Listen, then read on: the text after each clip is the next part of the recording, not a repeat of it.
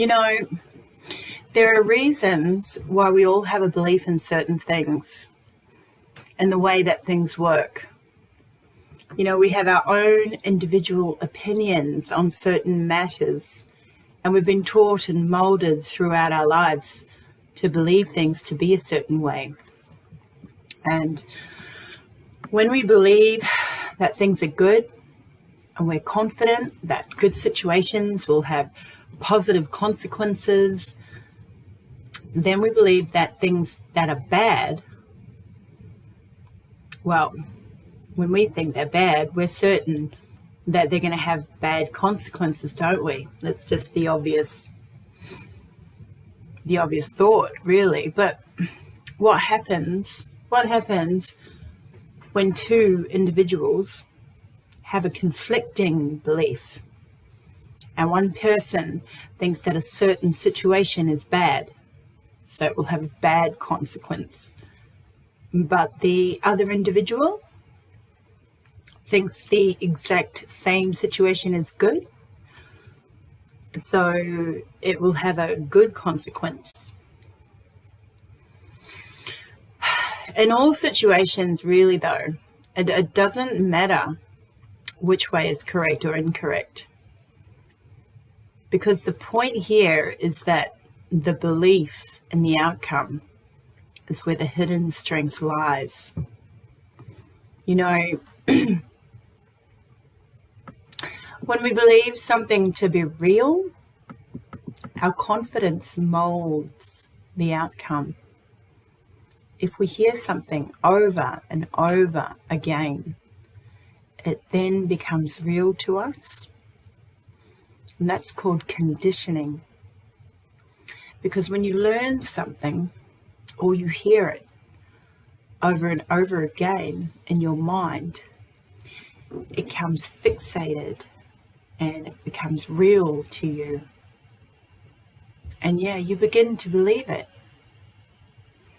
Hence, what I was saying in the beginning about belief and how you can be conditioned to believe so many different things.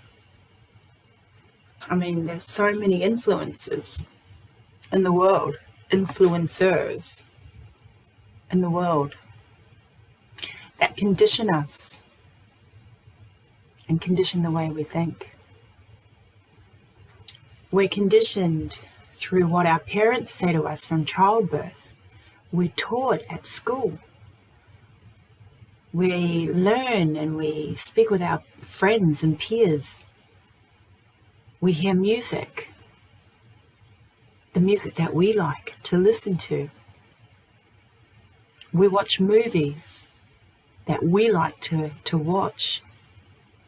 And we kind of sort of subliminally believe that to be how the world kind of is. You know, when you're a child, your mind is like a sponge and you're more susceptible to what you're taking in. So when there's a sandfly right there. When we hear our parents perhaps complaining about us, and if it's all too often, we might get those complexes and we might actually begin to believe it and become what it is that they kept on complaining about. You know, nicknames or being called names and things like that.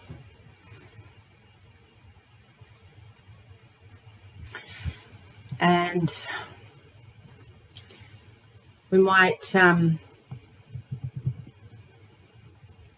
believe in stereotypes, you know, about people who are of a different race. We might believe in stereotypes about religions, gender, you know, oh, bloody men, oh, bloody woman, you know, and now we've got non-binary. We might have stereotypes about sexuality. We know all too well about that.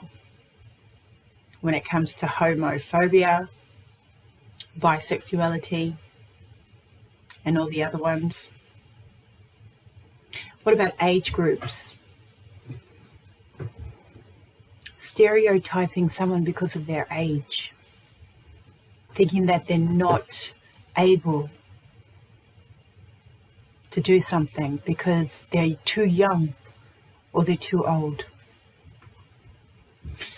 And what about judging someone because of the situation they are financially in?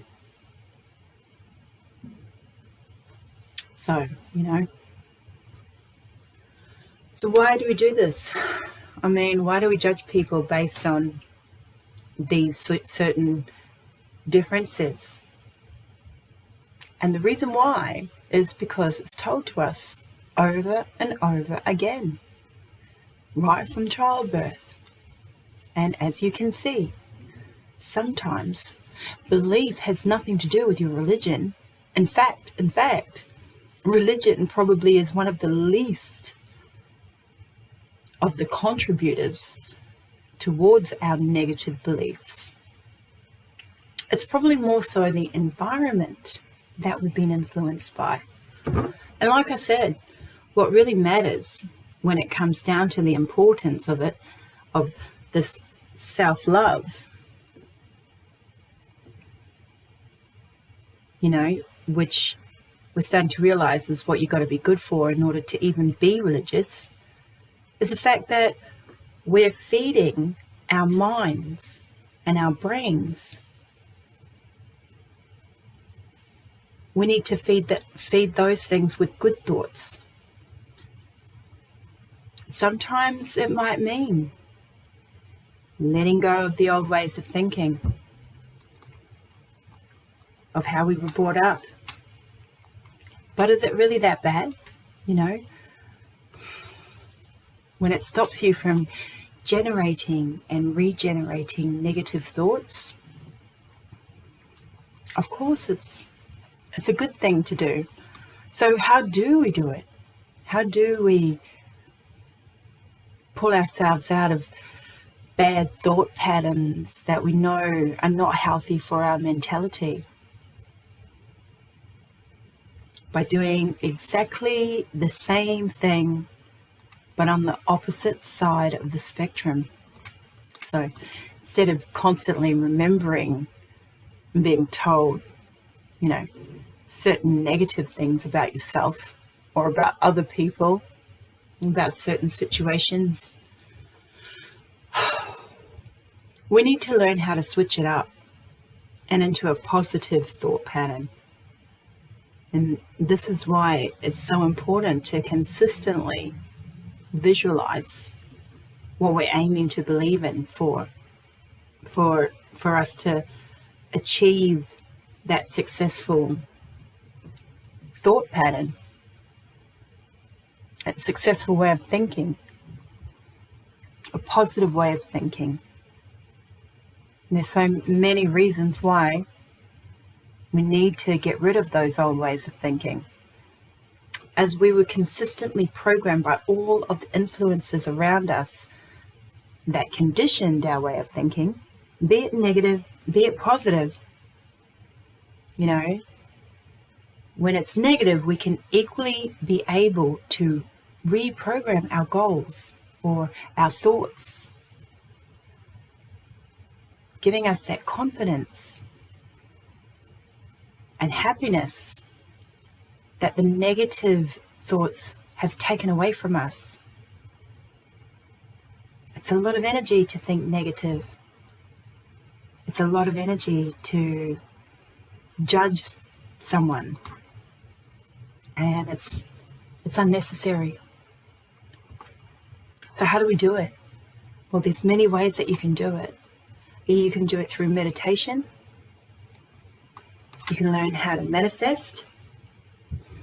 You can do it by detoxing, not just by detoxing physically, but detoxing mentally, by eliminating the old ways of thinking. you can change your thoughts and introduce new ones. And a really great way to do all of this is with a mindset elevation coach. I can help you.